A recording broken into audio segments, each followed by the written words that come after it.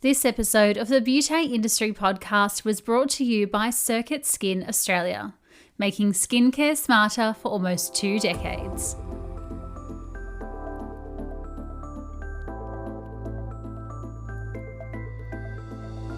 Hello and welcome to the Beauty Industry Podcast, your online support community for the professional beauty industry.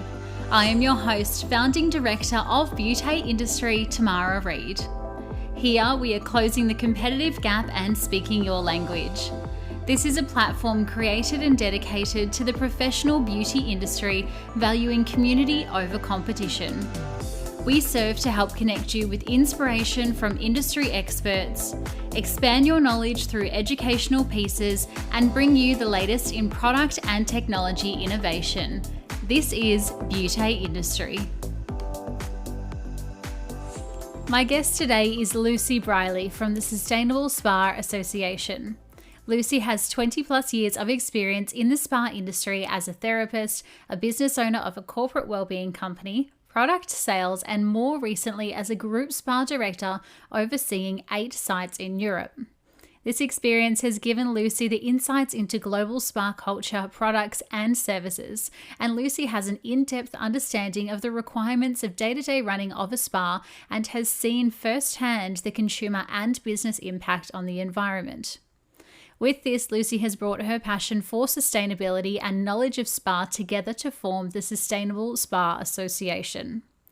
The Sustainable Spa Association is a non-profit organisation established to assist the spa industry in becoming an environmentally force for change, while believing that the spa and aesthetic industry has a responsibility to protect the world in which we live and to take care of the natural resources which we rely so heavily upon.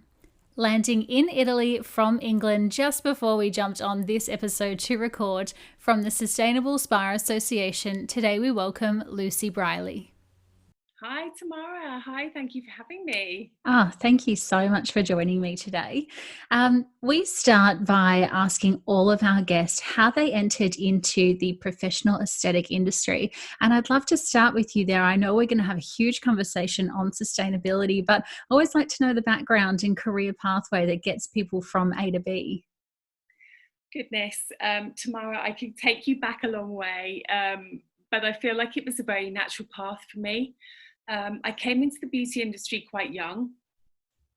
I had choices academically, but I wanted a career that suited me and my young family at the time. So I had 2 very young children, perhaps 6 months old and a year and a half old going on 2. And I didn't feel like I wanted a career that was going to challenge me so much, kind of 9 to 5, working in the grindstone. I wanted something that was a little bit more suited to bringing up a young family and our life holistically as well. So I went back to college to retrain when they were quite young. And when I said, I don't want to take you back too far, but I will, I'd grown up in a very holistic family. So my grandmother and my grandfather were both medical professionals who also had a very holistic approach to life. And that has kind of grown through our family all the way. So choosing this path for me felt very natural.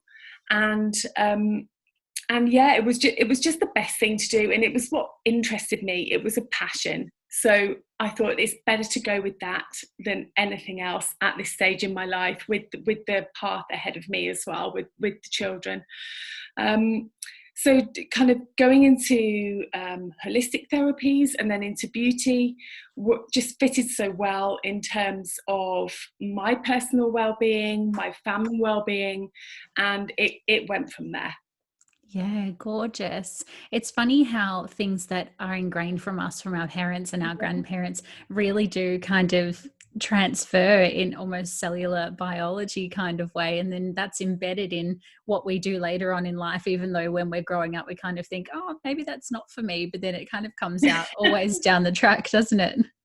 Yeah, exactly. It was kind of born into me. They were medical professionals who had Also a very holistic view, like I said. So my grandfather was a psychiatrist who did hypnotherapy.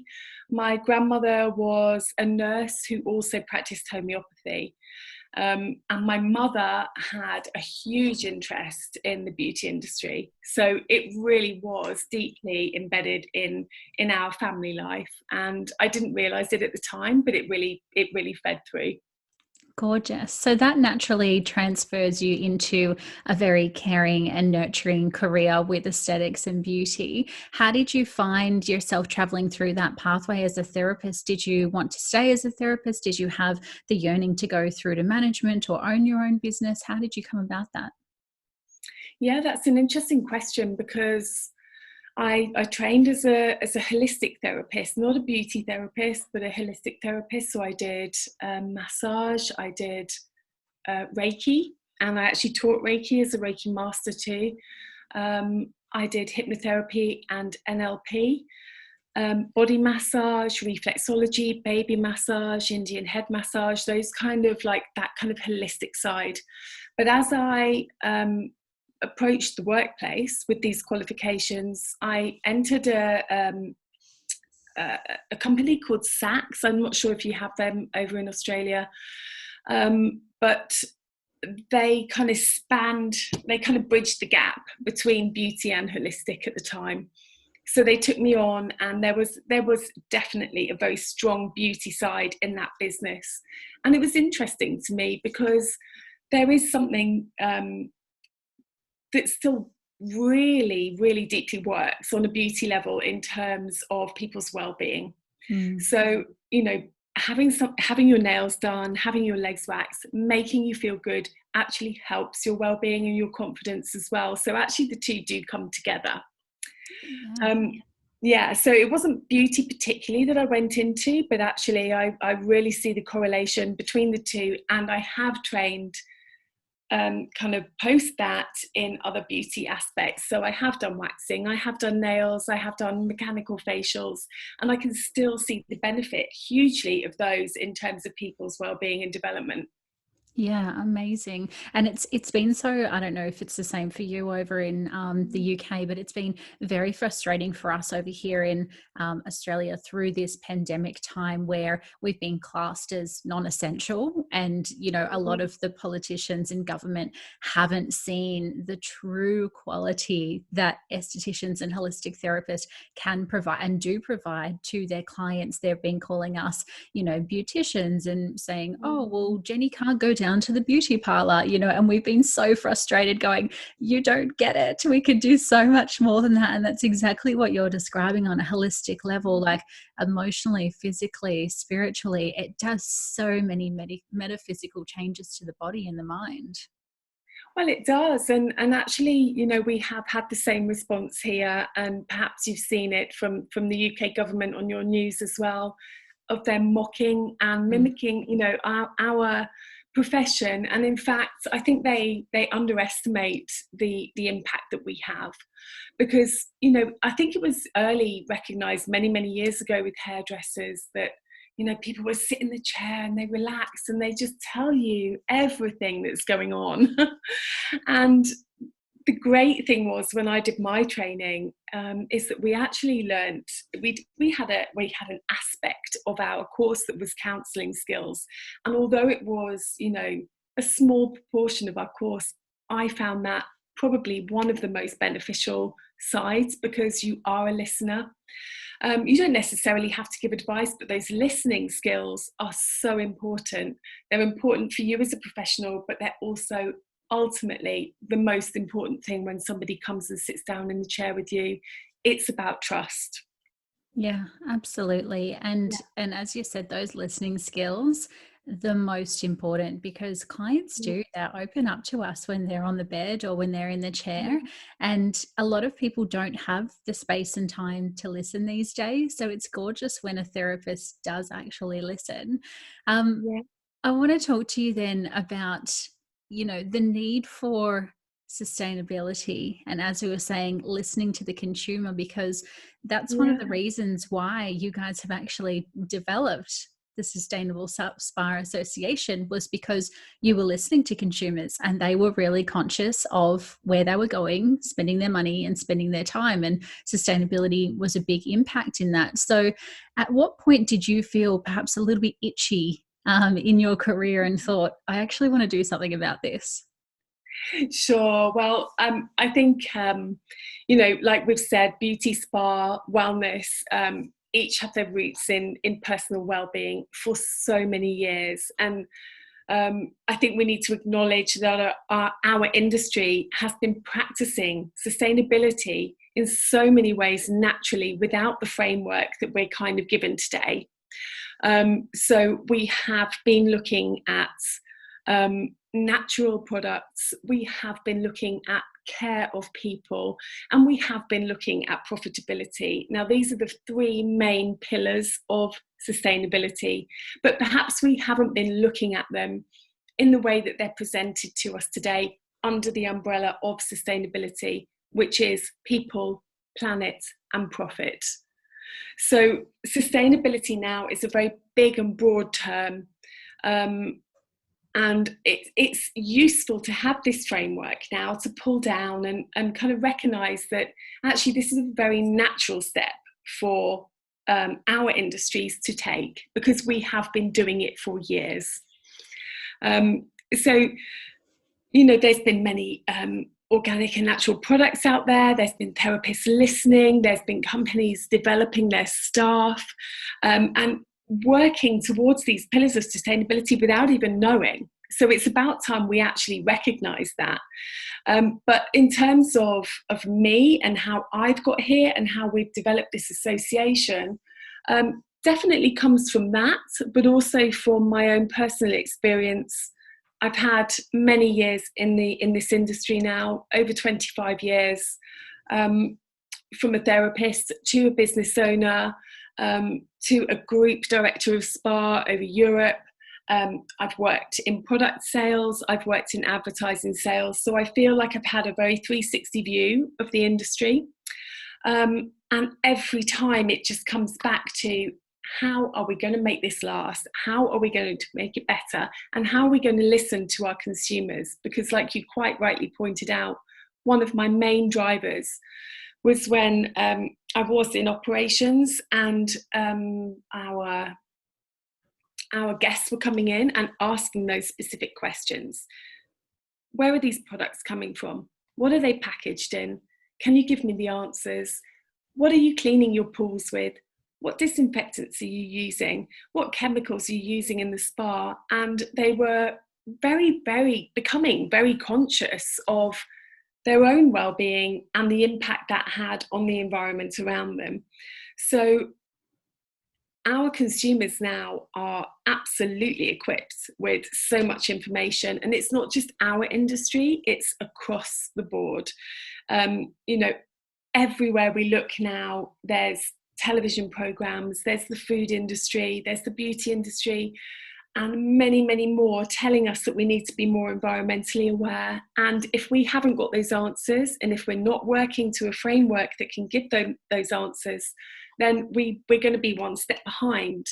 And that would be a shame, because we're one step ahead already. So it's just about bringing, kind of bridging the gap between the science that is sustainability and the industry that is spa and wellness and salon and beauty, and making that work. Yeah, it makes so much sense. And as you said, clients and consumers are very, very aware these days of what they do want to be investing in. And they come into our spaces asking all of the questions. So we'd better have a good answer for them. Then, it's one thing to say, okay, I'd love to create a sustainable association. But what did the moment actually look like when you went, okay, I'm going to do this? What does the first one does? Yeah, well, oh gosh, trying to encapsulate that moment for you. Get out the notepad. I know, kind of go back through the memories, but I think it's probably something that grew over time through my experiences, and I was always very environmentally conscious myself. And and a healer and a person that worked in well-being. But when I left my job as European head of spa, I took 6 months out to develop this plan. I wanted 6 months out anyway, and I basically just kind of retreated and thought, what is my ideal place to be? How can I help? How can I move this industry forward? What's going to be my legacy? So I took 6 months out to plan this association, but I also personally took many courses in sustainability. I did research into the industry. I recognised my personal and professional desires to take this forward, and the consumer demands and the natural values of the wellness industry as well, and kind of put them all together and turned it around, made a plan. I talked to a lot of people along the way.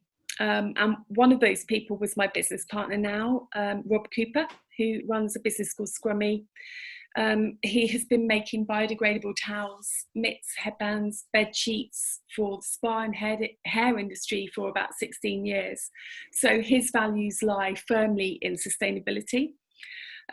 He and I had a chat, and it became evident that he had exactly the same business plan as me, from a completely different place, but we had both been having bilateral thoughts about the same thing. So we put our ideas together and developed this plan. And it took a couple of steps backwards to go forwards because we needed to align with each other. And it's been 2 years in the making. But yeah, we've taken our time, we've taken advice, we've taken guidance, and we have developed meaningful partnerships along the way with brands who are completely immersed in the concepts of sustainability and who saw the vision we had and backed us 100%. And that is one of the most magical things about this.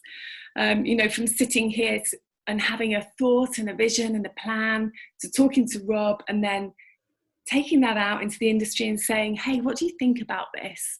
Would you back this? Do you think this is credible?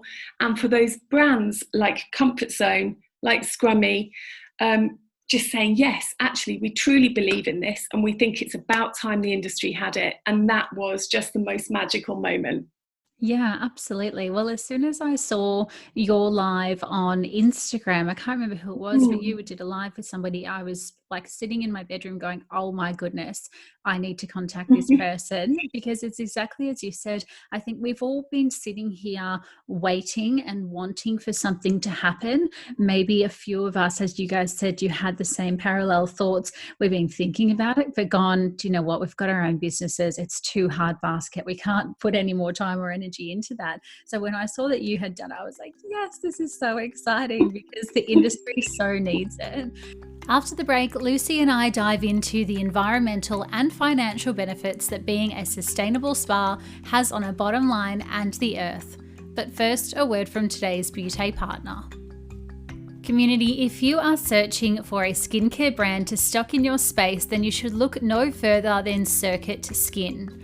The original skincare brand is back in Australia, bigger and better than ever before. With over 20 years of research and development, happy clients treating all concerns through ingredients which are considered through their earth-aware conscious ethics, Circuit Skin is a brand your retail offering and treatment menu is going to love. Promoting professional prescriptions by skincare specialists rather than selling online, Circuit Skin is the perfect combination of results meets relaxation in their signature eye-catching yet eco-friendly packaging. To find out more about why so many therapists and clients are loving the return of Circuit Skin via distribution of InMed Aesthetics, visit www.circuitskin, that's circuit with an s.com.au, to take a look for yourself. Thank you so much to the team at InMed Aesthetics for making today's episode possible. And now back to Lucy. Lucy, I'm wondering if you can tell us, for anyone who is at the very, very starting point of eco-friendly sustainability, earth-loving, what is sustainability? Yeah, and I think this is very, very important to define, because this is a term, like we said before, that's bandied around so much now, and it's such a broad subject. I think one of the best ways to kind of look at it, and what is the official definition, is focusing on meeting the needs of the present without compromising the ability of future generations to come. I love that. Even that can sometimes be a puzzling thought. So we like to say it in 3 simple words: keeping the balance. And that's what it's all about, really. It's about keeping the balance in nature and the environment, keeping the balance with people that you work with and your guests, and also profitably as well, and in the black and white terms of finance. So another business term you may hear referring to the principles of sustainability is the 3 Ps, which is people, planet, and profit. Yeah, I love that. And it's very, when you have a business and you have these values and you have these pillars which you want to align with, people, planet, and profit, for me, makes so much sense, because that is what our entire industry does. We should be giving back to the earth regardless. We should be looking after our people both internally and externally, and we should be monitoring our profit, as I know many businesses actually don't monitor their profit, especially if they're a small business. But we need to be making money, right, to be sustainable. So sustainability. Yes, absolutely. I know many people and business owners want to be, and as I said before, we're all kind of sitting on the sidelines, hoping and wishing and waiting for this to come about. But I know a lot of business owners don't actually understand how, something as small as swapping a cotton round or swapping a towel, or, even understanding the way that they're washing their towels and what they're washing them with can actually make a difference. Can you talk to the impact that a sustainable business actually does have on the environment? Sure. I think this is something that we all see as completely invisible. And to be honest, I have to admit, for the majority of my life, I have been completely disregarding the impact of this myself. And I think when you look into the real details of how these things impact, it really does make you think twice about every little thing that you're doing. So you mentioned laundry, for example. So if you have big heavy cotton towels, one, that cotton has to have been made somewhere. Was it made under fair trade conditions? How did that towel arrive to you? Was it under fair trade conditions? Were the people who were kind of manufacturing that well paid? Were they looked after?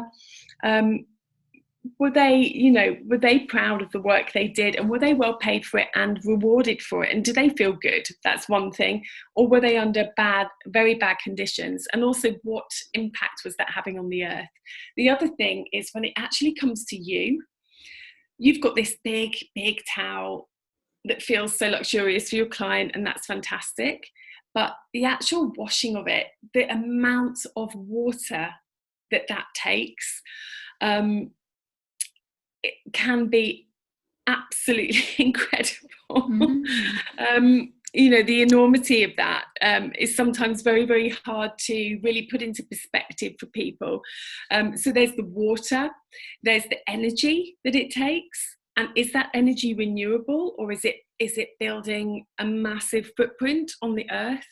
And also the chemicals that are used to use that towel. So there's so many things. It's not a simple towel. I mean, you have to take that towel and think, how did it get here? Who made it? Every time I wash it, what impact is that having? Is it destroying ecosystems? Is it using water that is desperately needed elsewhere that we could preserve? What does that luxury actually mean on the kind of invisible side of life and life cycles and people's long health and sustainable lifestyles and health? It's huge, but we just look at it and we think it's a towel. Yeah. And these are the kind of things you need to do. So everything you pick up in your salon, whether it's a cotton pad or a towel, or the pair of little disposable knickers, or if it's a sheet face mask, if it's the chemicals you're using to spray down your room, if it's the procurement choices you make in terms of, other consumable items like Q-tips, or gosh, it could be anything. The products you choose, are they packaged in a way that is environmentally friendly? It's so many things, and when you start to look at every little aspect, you think, wow, we're making such a big impact. And it's only when you can't change anything or reduce anything unless you actually know what you're doing and you can measure it and then start to reduce it. But sometimes it's just the small and the simple things that make the biggest difference.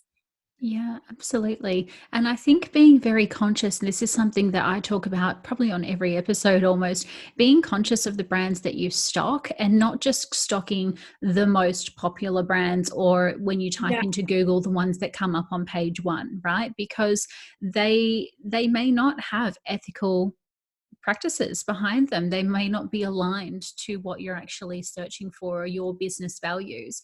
I know I was talking to somebody the other day, and she says that she was doing a trade with a wholesaler, and she said, well, can we try and get this margin down a little bit? And they said yes. And so it was an Australian business. And all of a sudden, she said, where's the shipment? It was running a little bit late. And they said, oh, well, we're waiting for it to come in from China. And she said, but you're an Australian business, so I thought everything would be Australian owned and made. And they said, well, if you wanted the cheaper version, to get those increase the profit margin, get the wholesale down, well, then we've had to go offshore. And she was really disappointed because she only wanted to support Australian businesses and Australian products. So this is what I mean by really qualifying and sifting through and asking these questions of your brands.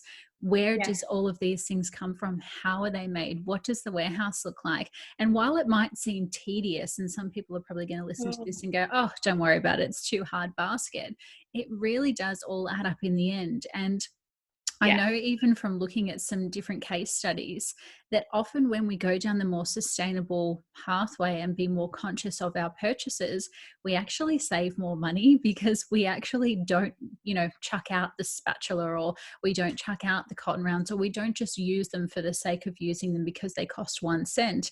We're more conscious of how we're using things in the treatment room as well. Yeah, I mean, this is not something that just kind of relates to our industry, but also to our daily lives as well. And I think there's been an awful lot of greenwashing going on. Yes. Where brands will on the surface, like you said, either be kind of you want to support a national brand or a regional brand to where you are, and they promote that and they say that to you on the surface. But then, like you said, you dig a little bit deeper and you realise that actually those ethics and those values that they said they had on face value are often not the case behind the scenes. And this is one of the things that we are really passionate about in our association, is really qualifying brands to stick to the values and actually prove and evidence that they have those values behind the scenes, and that there's not going to be any stone overturned, that there's going to be something nasty underneath it. We need to know that every decision they make and every claim they make is real to us as purchasers in the industry, so that we're not making kind of unknown mistakes when we make purchase decisions. And that's very, very important.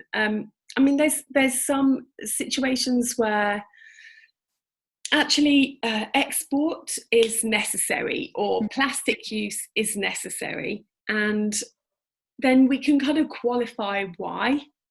But if it's transparent and we know that that's the case, then we can make those decisions accordingly. And if we don't agree with them as a purchaser, we can say, actually, we're going to go with another brand, but it has to be upfront.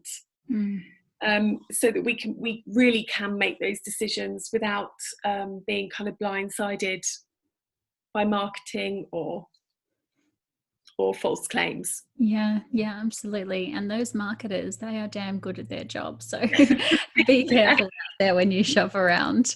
So tell me then, how does one become a sustainable spa under your guidance, and what does that membership look like?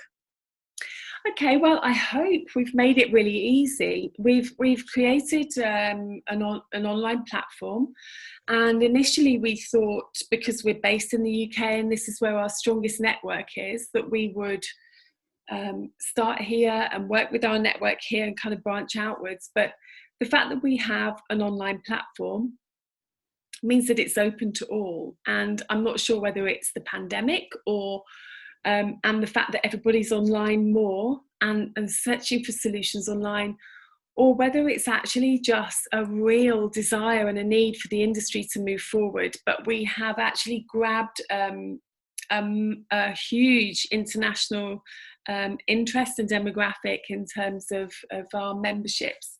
So we hope we've made it easy.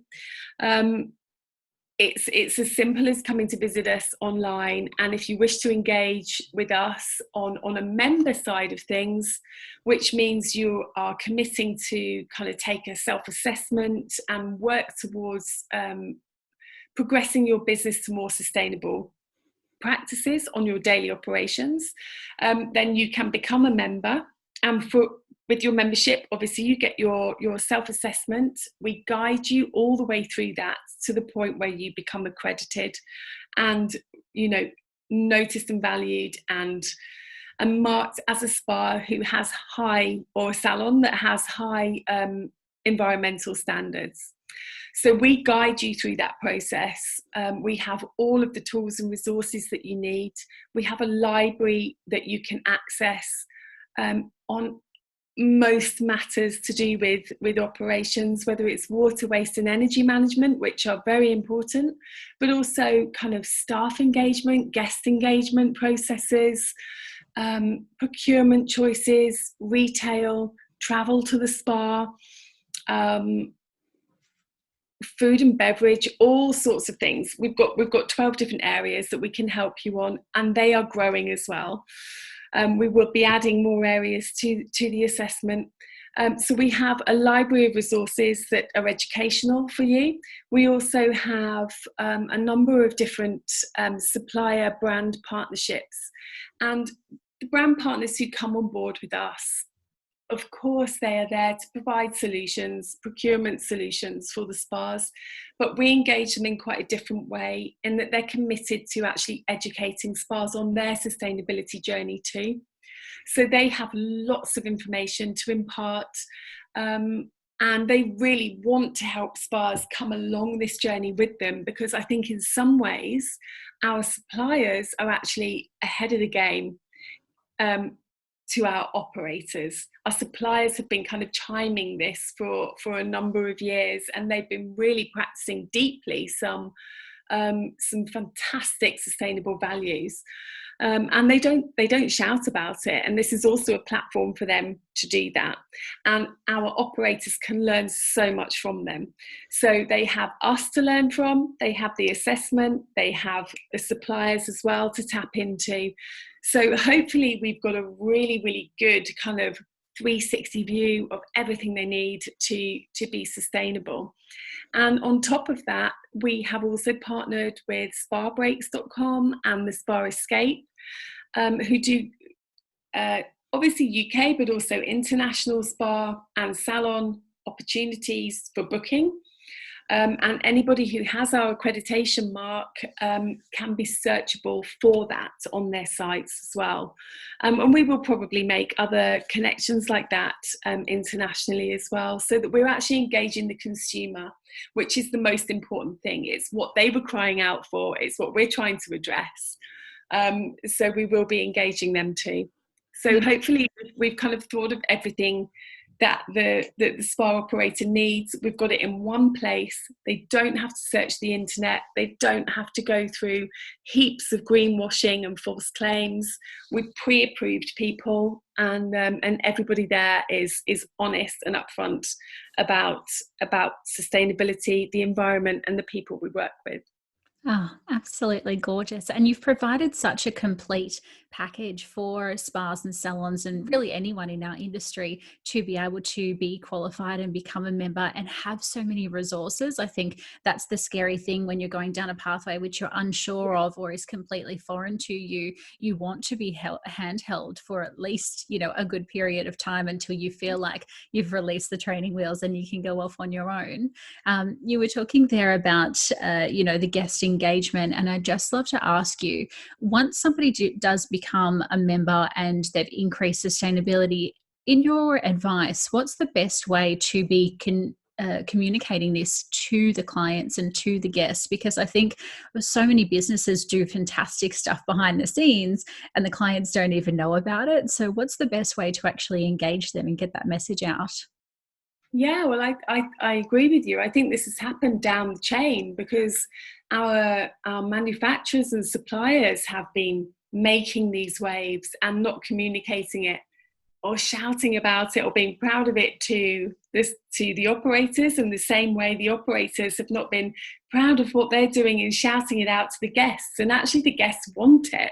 It's something that attracts very new and meaningful and long-term clients to your business. So it's very, very important that you do communicate this properly to your guests. They want to be on board with you. They want to support you in this. It actually makes their purchasing decision feel far, far more kind of, ethical and qualified as well. So they want to know that you're doing that. So there are very many ways actually in which you can communicate this to them. And that can start right from the beginning of a client journey. So it could be a message that you have on your website, and it doesn't have to be kind of like a plea for help or anything. It can just be something like, we are working towards reducing plastic pollution. We are working towards reducing water consumption or laundry and chemical pollution. So please help us in these ways. So I think you need to give them specific and direct actions to do. So for example, if it is you're reducing laundry, you need to make them very conscious at the point at which they pick up a towel or slippers or a robe or anything like that, that you make it very, very well known to them that this is your aim, this is your plan, and this is how they can help. It might be that it's the travel to the salon that you are concerned about. So you could say, we are trying to reduce, or improve air quality in our particular city or region.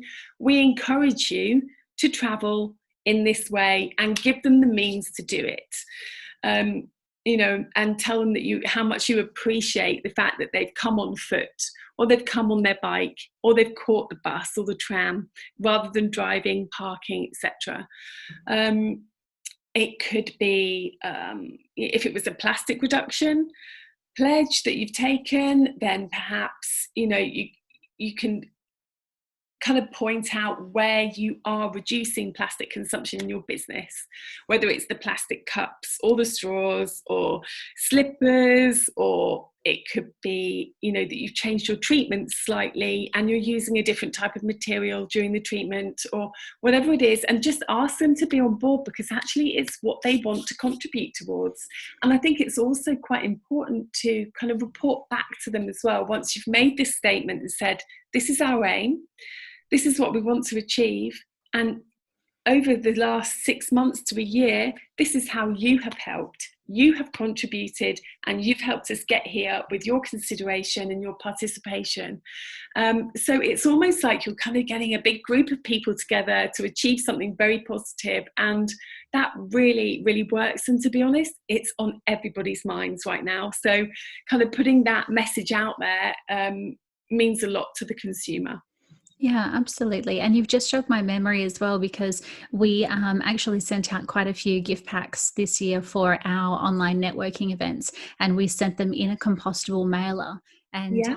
I realized that we hadn't told people that they were compostable. But Yeah. as soon as we did, and we said, please put them in the compost, we saw all of these beautiful videos and stories on our socials of people popping them into their worm gardens and popping them out in the, in the garden beds. And I thought, yes, this is so fantastic. So sometimes all it is just a little message of communication. Lucy, I'm not going to take up too much more of your time because I know that you are in stunning Italy and you're about to have a little getaway. So thank you so much for coming and featuring with me today. I've really appreciated all of your insight into sustainability. You're welcome. Thank you so much for having me. And I really hope that even if it's just one tiny thing that's kind of resonated with people, that it helps. And of course, they can come and visit us at sustainablespas.com and we're there. So brilliant. Thank you so much. You're welcome. Sometimes all it takes is a few people doing a few small things that make the biggest difference to the world we live in. So I hope you enjoyed this conversation with Lucy, and perhaps it got your mind ticking away as to how your business can be more earth aware. As Lucy mentioned, to follow along with the success and impact that is Sustainable Spa Association, please head on over to @SustainableSpas on the gram or click through the show notes to see how you can become a sustainable spa in your own business.